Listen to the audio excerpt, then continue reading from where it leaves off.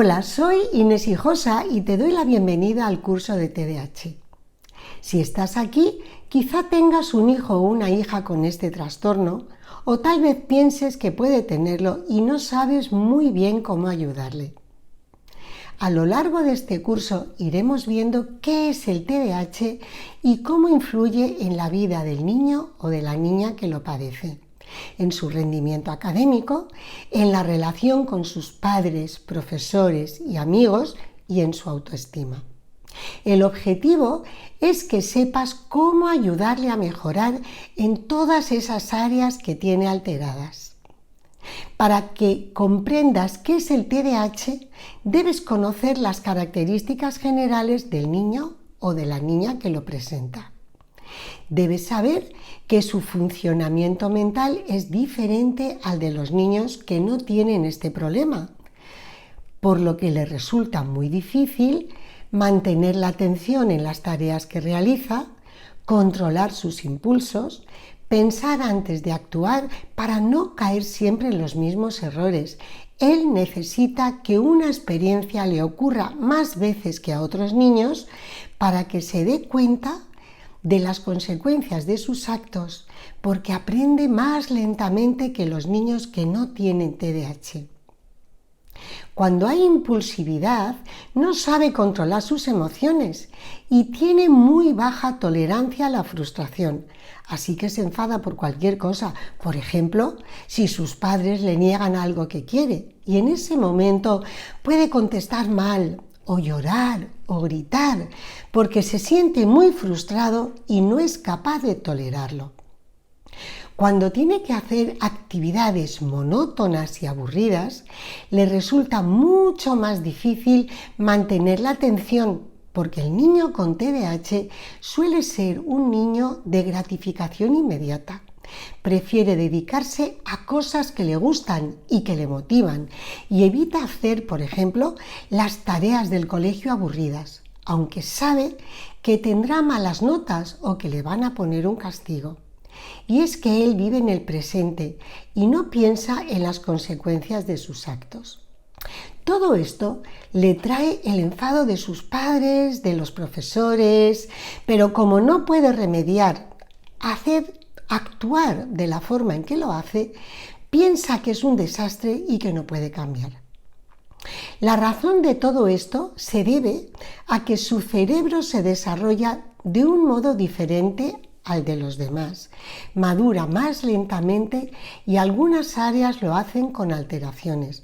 Por eso se dice que el TDAH es un trastorno del neurodesarrollo, es decir, no es una enfermedad, pero sí un cerebro diferente. Este retraso de madurez se produce sobre todo en las regiones cerebrales encargadas de controlar la atención, la capacidad de planificar y organizar nuestras tareas, las que nos hacen reflexionar en las consecuencias de nuestros actos y que seamos capaces de controlar nuestros impulsos. Son las funciones ejecutivas.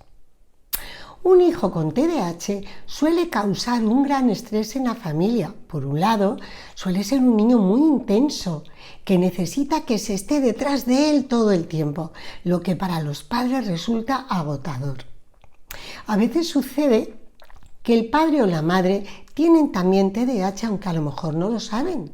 Este padre puede ser más nervioso, tener menos paciencia y ante las actuaciones del niño reacciona mal, gritándole, por ejemplo, lo que empeora el clima familiar. Si además el niño es impulsivo, las relaciones con sus amigos también pueden estar alteradas. Todo esto repercute en su rendimiento académico, que suele ser bajo y no sabe cómo remediarlo. Como no puede evitar hacer las cosas como las hace, aunque tenga que pagar luego las consecuencias, no se siente comprendido por sus padres ni tampoco por sus profesores. No se conoce la causa exacta del TDAH. Los investigadores nos dicen que puede deberse a diferentes factores, entre otros los genéticos, ya que tiene una probabilidad muy alta de ser heredada. La prematuridad, el bajo peso al nacer o el consumo de alcohol tabaco u otro tipo de drogas en el embarazo. Los principales síntomas del TDAH son los siguientes, aunque no todos los niños tienen todos. La dificultad para permanecer en una tarea hasta que la termine, es decir, el déficit de atención. La inquietud psicomotriz y las dificultades para controlar los impulsos, es decir, la impulsividad. Cuando tiene déficit de atención, el niño no suele ser capaz de acabar los deberes, sobre todo si son aburridos y largos. No sabe organizarse ni llevar sus tareas al día.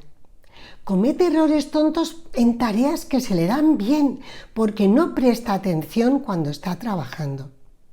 Procesa la información más lentamente y puede suceder que cuando se le habla parece como que no oye porque está en su mundo o porque desconecta.